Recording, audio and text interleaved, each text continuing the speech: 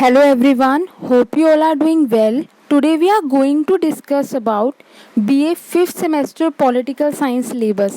आज हम BA 5th semester का जो Political Science का syllabus है वो स्टार्ट करने जा रहे हैं, जिसके अंदर आपका फर्स्ट टॉपिक क्या है, कंपैरेटिव गवर्नमेंट एंड पॉलिटिक्स। उसका क्या नेचर होता है, क्या मीनिंग होता है, क्या स्कोप है, एग्ज़ाम में आपने कैसे लिख के आना है, इंट्रोडक्शन में क्या चीज़ आप ऐड करोगे ताकि आप अच्छे मार्क्स गेन कर सको, कंपैरेटिव गवर्नमेंट और कंपैरेटिव पॉलिटिक्स में क्या डिफरेंस होता है, ये भी हम आज डिस्कस करेंगे क्योंकि ये 2 नंबर में आपको बड़ा इंपॉर्टेंट क्वेश्चन है, कंपैरेटिव गवर्नमेंट और पॉलिटिक्स के अंदर डिफरेंस। और फर्स्ट यूनिट का मोस्ट इम्पॉर्टेंट टॉपिक जो 18 मार्क्स में आपका हमेशा आता ही आता है वो यही वाला चैप्टर है कि मीनिंग, नेचर, स्कोप बताओ कंपैरेटिव गवर्नमेंट का, मेथड ऑफ स्टडी क्या है। तो ये शॉर्ट के लिए एज वेल एज लॉन्ग के लिए इम्पॉर्टेंट क्वेश्चन है। देखो इंट्रोडक्शन में जैसे आप लिखोगे सबसे पहले कंपैरेटिव गवर्नमेंट क्या होता है और कंपैरेटिव पॉलिटिक्स एक इम्पॉर्टेंट एस्पेक्ट है, एक ज़रूरी चीज़ है पॉलिटिकल साइंस की। क्यों ज़रूरी है? देखो अभी हमने फर्स्ट सेमेस्टर में पढ़ा इंडियन पॉलिटिक्स थर्ड सेमेस्टर से हमने पढ़ना स्टार्ट करा। सबसे पहले हमने पढ़ा कि स्टेट क्या होता है, पॉलिटिक्स क्या होती है, पॉलिटिकल साइंस को समझा। फोर्थ सेमेस्टर में हमने इंडियन पॉलिटिक्स के जो दूसरे पॉलिटिकल पार्टीज थी उनके बारे में समझा। अब हम फिफ्थ सेमेस्टर में आए हैं। फिफ्थ सेमेस्टर में हमारा क्या होता है, वर्ल्ड की अगर हम पढ़ते हैं लेवल पर कि हमारी इंडिया कंट्री में ये सब चीज़ें हैं, फॉरेन कंट्री में ये सब चीज़ें हैं। तो अगर हम कंपेयर करके पढ़ रहे हैं 2 देशों की राजनीति को, 2 राज्यों की राजनीति को, ठीक है, 2 प्रांतों की राजनीति को, तो वो कंपेयर जहाँ आ जाता है comparative government and comparative politics. ठीक है, देखो comparative government and comparative politics is a important aspect of political science का। स्टडी करते हैं पॉलिटिकल सिस्टम को वेरियस कंट्रीज़ के। अब हम यहाँ स्टेट लेवल की बात नहीं करेंगे, अब हम यहाँ बात करेंगे कंट्रीज़ के। जब हम एक से ज़्यादा कंट्रीज़ के अगर हम पढ़ते हैं किन्हें, राजनीतिक संरचना को, ढांचे को, पॉलिटिकल सिस्टम को, उनकी सरकार किस तरीके से चलती है, किस तरीके हमारी लोकतांत्रिक है, हमारी डेमोक्रेसी है इंडिया। अगर हम बाहर जाएं, चाइना में जाएं तो वहाँ किस तरीके की है सरकार, इंग्लैंड में, ठीक है, किसकी ज़्यादा वो है, कंट्री में कौन सी गवर्नमेंट इस्टेब्लिश है, किस तरीके से इस्टेब्लिश हुई गई है, वो अगर हम कंपेयर करके पढ़ेंगे तो उसे बोलते हैं कंपैरेटिव गवर्नमेंट। अगर हम सिर्फ सरकारों के बारे में पढ़ रहे हैं तो वो कंपैरेटिव गवर्नमेंट होगी। सरकार मतलब कि उसके अंगों के बारे में भी, legislature, executive, judiciary, government and it's form. अगर हम इन चीज़ों के बारे में पढ़ते हैं, ये बहुत इंपॉर्टेंट चीज़ है, गवर्नमेंट के बारे में पढ़ रहे हैं या उसकी फॉर्म्स के बारे में पढ़ रहे हैं। फॉर्म्स आपको पता है, उसके ऑर्गन्स के बारे में पढ़ रहे हैं, ठीक है, जैसे फॉर्म्स आ गए आपकी डेमोक्रेसी, मोनार्की, डिक्टेटरशिप। ऑर्गन्स आगे 3 ऑर्गन होते हैं गवर्नमेंट के, आपने फर्स्ट सेमेस्टर से पढ़ रहे हो। 3 ऑर्गन कौन से होते हैं? Legislature, second executive, judiciary, third organ. अगर हम इन ऑर्गन्स के बारे में पढ़ रहे कि हमारी इंडिया की जुडिशरी कैसी है और यूएसए की जुडिशरी कैसी है, तो ये भी कंपैरेटिव गवर्नमेंट का पार्ट है। अब देखो कंपैरेटिव गवर्नमेंट एक नैरो कंसेप्ट है जिसके अंदर सिर्फ हम सरकारों के बारे में पढ़ रहे हैं, उसके अंगों के बारे में पढ़ रहे हैं, ठीक है। अब कंपैरेटिव पॉलिटिक्स क्या होती है? कंपैरेटिव पॉलिटिक्स होती है कि प्रेशर ग्रुप्स आ जाते हैं, पॉलिटिकल पार्टीज भी उसके अंदर इंक्लूड हो गई है, ठीक है, इन्फ्लुएंस जो ग्रुप्स आते हैं वो भी आ जाते हैं, ठीक है। ये सब चीज़ें अगर हम पढ़ना स्टार्ट कर दें तो कंपैरेटिव पॉलिटिक्स का पार्ट बन जाते हैं।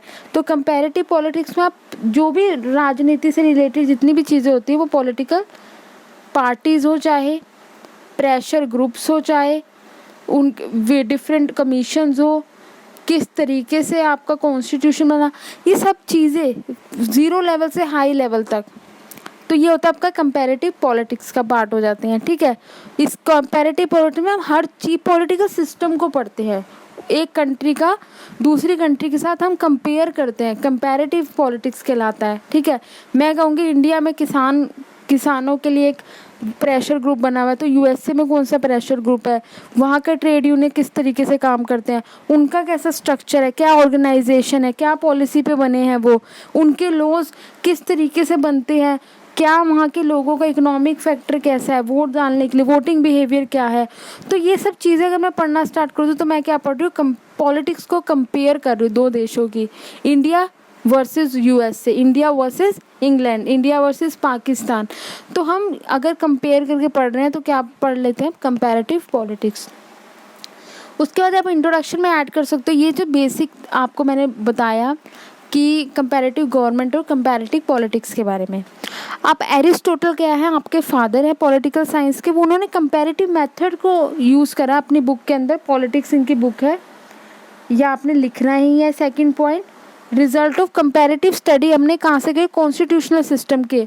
जो एरिस्टोटल हैं, जो फादर है पॉलिटिकल साइंस के, उन्होंने क्या पढ़ा था, कॉन्स्टिट्यूशन को पढ़ा था 158 सिटी स्टेट्स के, डिफरेंट 158 सिटी स्टेट के जो थे, उन्होंने कॉन्स्टिट्यूशंस को पढ़ा था।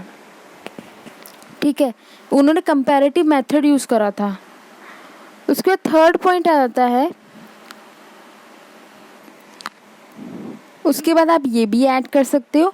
फिर आप बोलोगे कि सपोर्टर्स कौन है इस व्यू पॉइंट के, आप ये अगर आप चाहो तो ऐड कर सकते हो, पर जो सेल्फ सफिशिएंट है ऊपर तक जो मैंने आपको बताया, फोर्थ पॉइंट तक, थर्ड पॉइंट तक आप वो लिख सकते हो। ठीक है, अब मीनिंग क्या है कंपैरेटिव गवर्नमेंट का, ठीक है, आप वो देख सकते हो। आप पहले देखो, यहाँ तक हमने देख लिया था, second point, third point,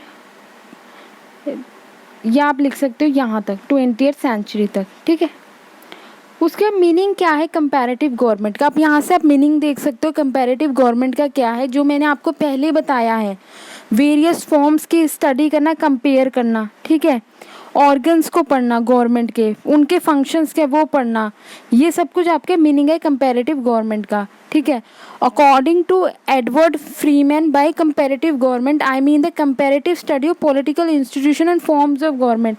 main आपने क्या पढ़ना, फॉर्म्स पढ़नी है गवर्नमेंट की, क्या फॉर्म्स होती हैं। ठीक है, ये होता है एडवर्ड फ्रीमैन। उसके बाद कहते हैं मीनिंग ऑफ कंपैरेटिव पॉलिटिक्स का मतलब क्या होता है। देखो, comparative politics A analytical study which includes both formal and informal factors, जो इन्फ्लुएंस करते हैं वर्किंग ऑफ पॉलिटिकल इंस्टीट्यूशन के। फॉर्मल फैक्टर्स को ही पढ़ते हैं और इनफॉर्मल को भी। कंपैरेटिव गवर्नमेंट में हम सिर्फ किसे पढ़ते हैं, फॉर्मल इंस्टीट्यूशंस को पढ़ते हैं। फॉर्मल मतलब कि औपचारिक होते हैं, जो औपचारिक कौन से, तो सरकार, उनके अंग, उसके फॉर्म्स, उसके फंक्शंस। ठीक है, अब हम इनफॉर्मल्स को, प्रेशर ग्रुप्स क्या होते हैं, ठीक है, लोगों का क्या बिहेवियर होता है वोट डालने के लिए, पॉलिटिकल पार्टीज क्या होती हैं, ये सब हम अगर पढ़ना शुरू कर दें तो ये होता है comparative politics.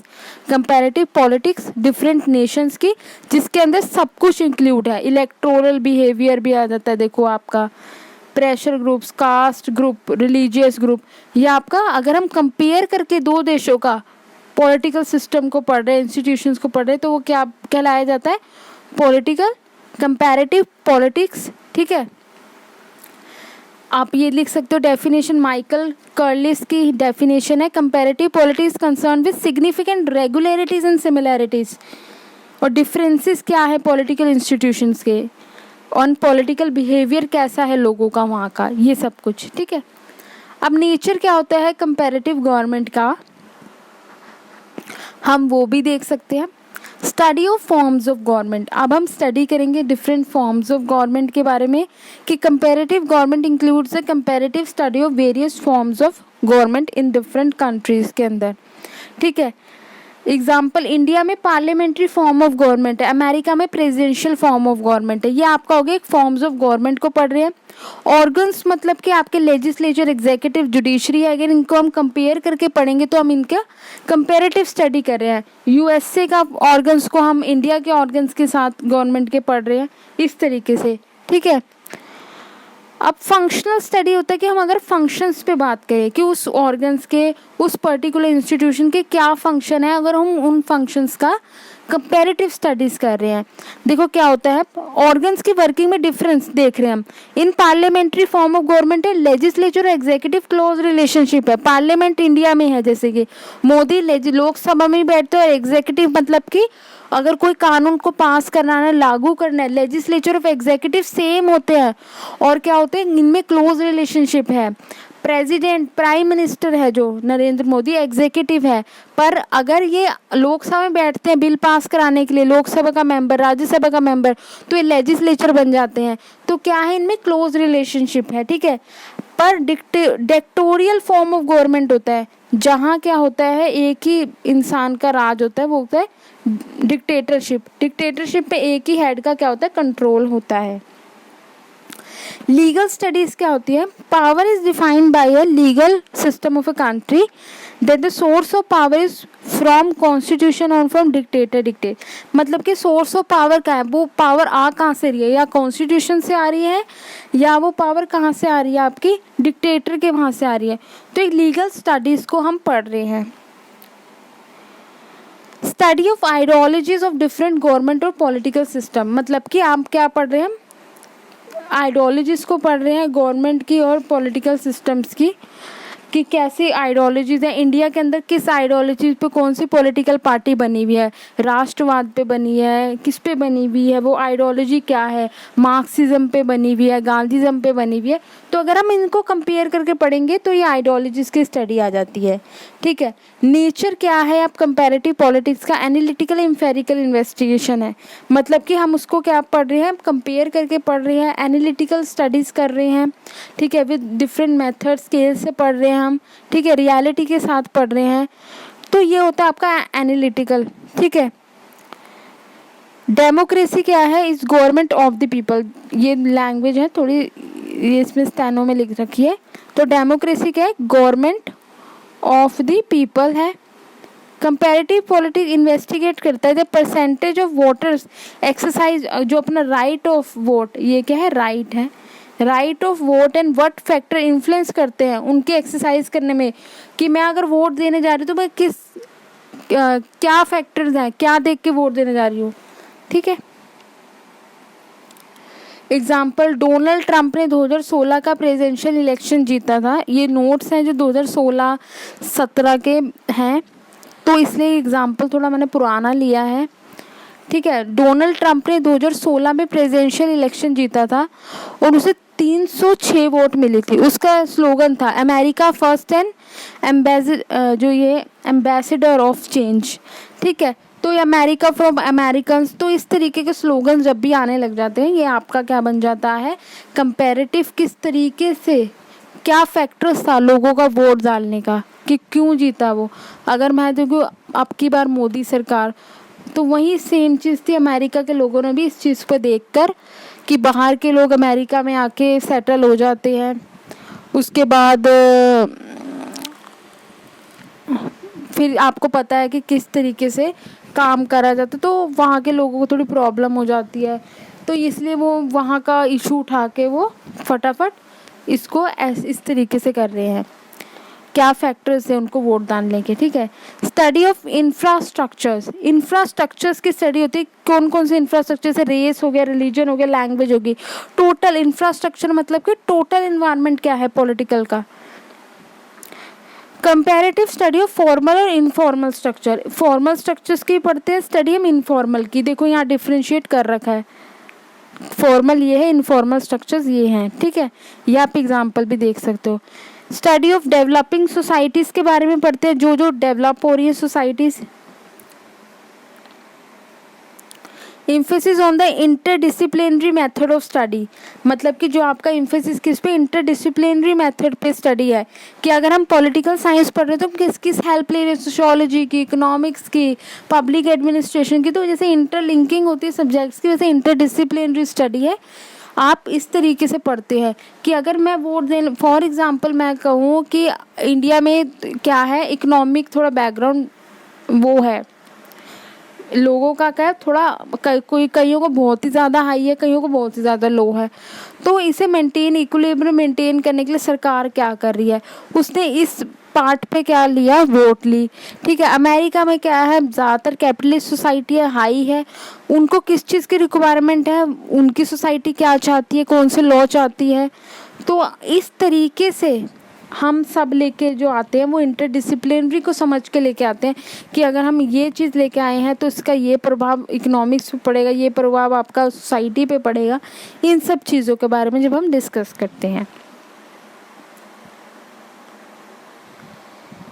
Value free study मतलब कि comparative project not attached any special idealistic approach नहीं है उसकी कि मैंने गांधीज़म को रख के ही पढ़ना है। Comparative study as it is, मतलब कि जैसी है वैसी है, ये होता है कंपैरेटिव स्टडी। मैं कोई पर्टिकुलर मेथड उसमें यूज़ नहीं करूँगी उसको पढ़ने के लिए। फॉर एग्जांपल पाकिस्तान इस तरीके से चल रहा है देश, तो एग्जैक्ट जैसा चल रहा है वैसे चल रहा है, एग्जैक्ट जैसा आपका इंडिया है, अमेरिका है, एग्जैक्ट जैसा है एग्जैक्ट हम वैसे ही पढ़ेंगे। वैल्यू फ्री, मैं अपना कोई आइडियलिज्म नहीं डालूंगी ऐसा होना चाहिए, नहीं, जैसा हम वैसा पढ़ेंगे। क्वेस्ट ऑफ थ्योरी बिल्डिंग, पढ़ने के बाद हम एक थ्योरी बिल्ड कर लेते हैं। Horizontal and vertical comparison, traditional scientist horizontal comparison करते हैं किस तरीके से, और मॉडर्न करते हैं वर्टिकल। हॉरिजॉन्टल देखो क्या होता है, वर्टिकल क्या होता है। कंपेरेट कॉन्स्टिट्यूशनल सिस्टम को अगर हम पढ़ेंगे तो हॉरिजॉन्टल पढ़ रहे हैं, ठीक है। अगर हम सिर्फ कॉन्स्टिट्यूशनल सिस्टम को पढ़ रहे हैं एक कंट्री का दूसरी कंट्री के साथ, तो हम हॉरिजॉन्टल पढ़ रहे हैं। वर्टिकल आता है जब हम कॉन्स्टिट्यूशनल पॉलिटिकल इंस्टीट्यूशंस को पढ़ते हैं, उनके काम को पढ़ते हैं with in single political system के। अगर हम एक ही पॉलिटिकल सिस्टम में, अगर हम दो कंट्री तो हम हॉरिजॉन्टल आगे, अगर हम एक ही कंट्री के अंदर ही पढ़ रहे हैं कि ये इंस्टीट्यूशन ऐसा करा, ये इन दोनों को कंपेयर करके, तो ये क्या होता है आपका वर्टिकल हो जाता है। अपर हाउस का लोअर हाउस के साथ पढ़ रहे हैं, पार्लियामेंट का, तो ये आपका क्या हो जाता है। इस तरीके से आप बता सकते हो कि वर्टिकल अंदर ही एक ही सिस्टम में पढ़ रहे हैं हम। स्कोप क्या है कंपैरेटिव गवर्नमेंट का, कंपैरेटिव पॉलिटिक्स का, जो ना आपका नेचर है उसी तरीके से स्कोप है, बस आपने आगे का स्टडी होता है। स्कोप का मतलब जब भी आपसे पूछा जाए, कई स्टूडेंट्स बड़े सारे कमेंट करके मेरे से पूछते हैं कि हमारे को नेचर आता है स्कोप नहीं आता एग्ज़ाम में, तो हम क्या करें अगर स्कोप आ जाता है। तो देखो आप 5th सेमेस्टर में हो, आपकी जो आंसर शीट है वो बड़े ध्यान से चेक होगी। आंसर शीट्स की कॉपीज़ जो होती है वो बहुत कम हो चुकी होती है। आधे स्टूडेंट्स की जॉब लग गई है, आधों ने फर्दर स्टडी छोड़ दी है, तो अब जो है स्ट्रेंथ कम होती है, ठीक है। तो जैसे फर्स्ट आपने खुद देखोगा, फर्स्ट ईयर का रिजल्ट बहुत लेट आता है, उसके बाद सेकंड का आएगा, फिर थर्ड का सबसे पहले क्यों आ जाता है 1-2 महीने में, क्यों, कॉपीज़ बहुत ज़्यादा कम हो जाती हैं। टीचर का आपका आईक्यू बहुत ज़्यादा हो जाता है, टीचर आईक्यू देखता है आपका कि कहाँ तक स्टूडेंट लिख रहा है, कहाँ तक स्टूडेंट सोच रहा है। अब आप एडवांस स्टूडेंट कहलाए जाते हो। क्यों एडवांस स्टूडेंट कहलाए जाते हो, क्योंकि आपने 2 साल उस पॉलिटिकल साइंस को पढ़ लिया, आप फाइनल स्टेज पे हो, एमए से नीचे फाइनल। तो आपको अगर स्कोप आ गया, कोई स्टूडेंट स्कोप को नहीं पढ़ के गया, तो आपको तो स्कोप मतलब कि इसके आगे क्या कर सकते हैं, आगे क्या स्कोप है। मैं कहूँगी ना बीए का क्या स्कोप है, एलएलबी का क्या स्कोप है, ठीक है। अगर आप कोई एमए सोशियोलॉजी कर रहा है तो उसका क्या स्कोप है। आप कुछ चीज़ को देखते हो ना कि फर्दर स्कोप मतलब कि उसकी स्टडी, अगर हमें किसी चीज़ का स्कोप निकालना है तो हम उसकी स्टडी करते हैं बड़े ध्यान से, ठीक है। तो स्टडी ऑफ कंपैरेटिव स्टडी लगा देना है, वर्ड आपका स्टडी होना ही चाहिए। जब भी आप स्कोप लिख रहे हो तो आपने स्टडी वर्ड को यूज़ करना ही करना है अपने पॉइंटर्स में। तो कंपैरेटिव स्टडी आएगी पॉलिटिकल सिस्टम्स की, पॉलिटिकल सिस्टम की कंपैरेटिव स्टडी करा, वही जो नेचर में आपको पॉइंट समझाया वही आएगा। Study of constitutional system second point आ गया आपका, ठीक है। स्टडी ऑफ स्ट्रक्चर, इंफ्रास्ट्रक्चर जैसे मैंने आपको बताया, वही है नेचर वाले पॉइंट सारे। पॉलिटिकल कल्चर को पढ़ते हैं, पॉइंट को थोड़ा घुमाया इन्होंने पॉलिटिकल कल्चर में। कैसे घुमाया पॉलिटिकल कल्चर में, कोई देश है डेवलपिंग कंट्री क्यों कहलाया जाता है, डेवलप्ड कंट्री क्यों कहलाया जाता है, अगर आपसे कोई पूछ लिया जाए जनरल डिबेट में, मीटिंग में, तो देखो डेवलपिंग कंट्री हम जब बोलते किसी कंट्री का इकोनॉमिक बैकग्राउंड भी देखते हैं, रिलीजियस भी देखते हैं, और हम ये भी देखते हैं इकोनॉमिक रिलीजन तो देख ही लिया कि पॉलिटिकल कितना डेवलप है। अगर वो लोगों की सोच भी डेवलप है तो वो कंट्री डेवलप्ड कंट्री कहलाई जाती है। सेम सेक्स मैरिजेस को अमेरिका ने मोहर लगा दी कि आप कर सकते हैं, बट इंडिया अभी भी सोच रहा है कि हमारी सोसाइटी पे, संस्कृति पे इसका अफेक्ट पड़ेगा, ठीक है। तो अभी डेवलपिंग की स्टेज पर है थोड़ा थोड़ा, ठीक है, हर कंट्री का अपनी वैल्यूज़ अलग अलग, तो हम ये नहीं बोल सकते we are under develop, we are on the face of developing, कुछ ऐसे एरिया हम डेवलप कर सकते। तो पॉलिटिकल कल्चर वही होता है, हम एटीट्यूड, बिलीव, इमोशन, वैल्यू को देखते हैं लोगों की। आज मैं एक नारा लगा दूँ आपकी बार मोदी से कहा, 10 लोग मेरा नारा सुन के 20 लोग और वोट डालने आएंगे मेरे साथ, 20 लोग मेरा नारा और सुन के 40 लोग और जुड़ जाएंगे। इस तरीके से पॉलिटिकल पार्टी इन्फ्लुएंस कर लेती है 1 मिनट में, ठीक है, 1 मिनट में इन्फ्लुएंस। ये होता है स्टडी ऑफ पॉलिटिकल कल्चर, किस तरीके से आप बिलीफ, आइडिया, एटीट्यूड होता है वहाँ के लोगों का। आपने 4th सेमेस्टर में पढ़ा होगा पैरोकियल पॉलिटिकल कल्चर होता है, जहाँ के लोगों को कुछ लेना देना नहीं होता है। एक एक्टिव पॉलिटिकल कल्चर होता है, जैसे आप देखोगे डेमोक्रेसी में आप पार्टिसिपेट कर रहे हो, एक्टिव पॉलिटिकल कल्चर है। पैरोकियल, आप पाकिस्तान में लोग सरकार आ रही जा रही है या मिलिट्री रूल हो रहा चल रहा है, देश कैसे मर्जी चल रहा है, प्रधानमंत्री 4 दिन के लिए बनता है फिर गिर जाती है सरकार। तो इस तरीके से आप पॉलिटिकल कल्चर को भी पढ़ रहे हो आप, ठीक है। पॉलिटिकल सोशलाइजेशन है, किस तरीके से आपका सोशलाइजेशन हुआ है, ये सब कुछ वही पॉइंट है जो आपने अभी तक पढ़े हैं, पर आप डिफरेंट कंट्रीज़ के कंसेप्ट में अगर पढ़ोगे, कंपैरेटिव करोगे एक कंट्री का दूसरे कंट्री के साथ, तो सिंपल आपका वो कंपैरेटिव पॉलिटिक्स और गवर्नमेंट बन जाएगा, ठीक है। पहले आप अपने अपने देश में पढ़ रहे थे, अब आप दूसरे देशों का लिंक करके पढ़ोगे तो आपका क्या बन गया, कंपैरेटिव पॉलिटिक्स और गवर्नमेंट बन जाएगा। वही चीज़ें हैं, देखो वही पॉइंट है जो अभी आप अब तक पढ़ते हैं। पॉलिटिकल आइडियोलॉजीज़ को पढ़ोगे आप, इनकी आइडियोलॉजीज़ क्या होती है, नॉर्थ कोरिया में क्या आइडियोलॉजी चल रही है, अमेरिका और इंडिया में कौन सी आइडियोलॉजीज़ हैं। तो ये देखो, अगर आप 2 देशों का कंपेयर करके पढ़ रहे हो तो आप कंपैरेटिव गवर्नमेंट निकाल रहे हो, ठीक है। स्टडी ऑफ पॉलिटिकल पार्टिसिपेशन को पढ़ रहे हो, ये वही पॉइंट्स आप देख सकते हो, मैं स्क्रॉल कर रही हूँ।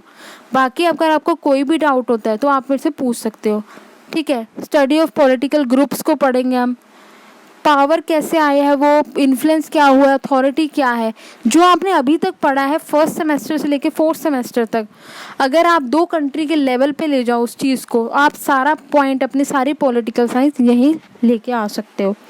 पॉलिटिकल एलीट्स के बारे में पढ़ेंगे, एलीट्स ग्रुप, जब रिच एलीट्स ग्रुप्स होते हैं। स्टडी ऑफ पॉलिटिकल वायलेंस, ठीक है। पॉलिटिकल पार्टी, जैसे अभी नूहू में दंगे हो रहे हैं, नूहू के अंदर हरियाणा के, अगर आपने न्यूज़ देखा होगा, मणिपुर में हो रहे हैं, ठीक है। ये आप अपने एग्जांपल्स में ऐड कर सकते हो कंपैरेटिव गवर्नमेंट के शो करके कि किस तरीके से कुछ, या आप वर्टिकल में ऐड कर सकते हो। हॉरिजॉन्टल में आप एक देश से दूसरे देश का कंपेयर कर सकते हो। अगर आपको दूसरे देश में कहीं न्यूज़ आपको पता है चाइना में ये चल रहा है, आप कोविड 2020 का भी डाल सकते हो, ठीक है। 2 कंट्रीज़ का आपने कंपेयर करके अपने आंसर में शो करना है। पॉलिटिकल करप्शन कौन सी कंट्री में ज़्यादा है, आप इंडेक्स बता सकते हो।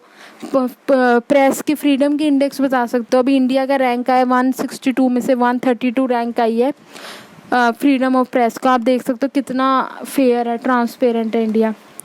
अब वैसे हम बोलते हैं हम डेवलप्ड कंट्रीज़ है, तो आप ऐसे ऐसे एग्जांपल ऐड कर सकते हो। आप वर्ल्ड को पढ़ो, अब आपके बारी है इंडिया से बाहर निकल के वर्ल्ड को पढ़ने की।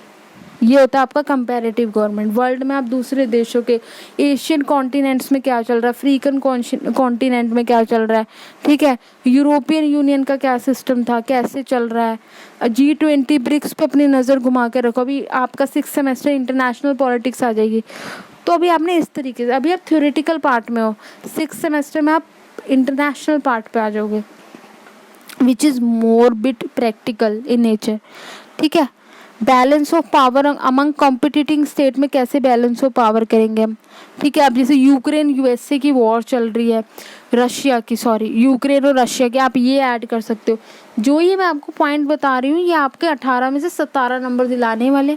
18 में से 18 अगर चेकिंग अब की बार पूरी वैसे नहीं मिलते हैं थ्योरी के अंदर, तो ये आपको मार्क्स दिलाने वाले एग्जाम्पल्स हैं, क्योंकि मोर फोकस टीचर को भी पता है वो एग्जाम्पल, सारे स्टूडेंट्स को पता है, लिखेगा 1-2 ही बच्चा। तो आप ये भी ऐड कर सकते हो, यूक्रेन रशिया की वॉर हो रही है, कंपेयर कर करके आप ऐसे लिख सकते हो, ठीक है। उसे study of role of bureaucracy कैसी होती है, उन कंट्रीज़ का ब्यूरोक्रेट कैसे, हमारे कैसे हैं, ये आप सब चीज़ें एक्टिविटीज़ क्या है ये ऐड कर सकते हो, ठीक है।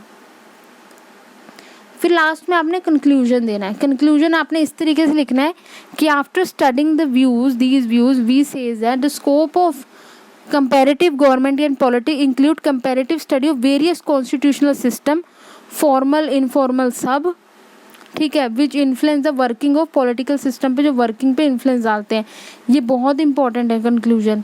उसके बाद आपने ये ज़रूर लिखना है, द सिडनी वर्बे हैज सेड, उन्होंने क्या कहा। अगर आपको याद रह जाता है, ये आपने ज़रूर लिखना है, ठीक है। द रेवोल्यूशन इन कंपेयर, अपने वर्ड्स में लिख सकते हो। अगर जब भी आप अपने वर्ड्स में लिखते हो तो आपने इन्हें कोट नहीं करना है। तो आपने क्या करना है, ये कोट के साइन होते हैं ना, ये नहीं लगाना है अगर आप अपने वर्ड्स में लिख रहे हो। कोट का मतलब होता है एग्जैक्ट उसने मेरे को क्या कहा। जैसे आप नरेशन करते थे, शाम ने कहा मैं आज खाना खाऊंगा, तो ये क्या होता है, ये कोट्स में उसने एग्जैक्ट वर्ड कहा है, ये आप कोट में डालोगे। अभी मेरे को पता ही नहीं है, याद नहीं आया कि से में क्या बोला उसने, मुझे बस थ्योरी पता है उसका, समरी पता, समरी आप ये नहीं लगाओगे अगर आप अपने वर्ड्स में लिखोगे, ठीक है। The revolution in comparative politics started with the number of brave principles.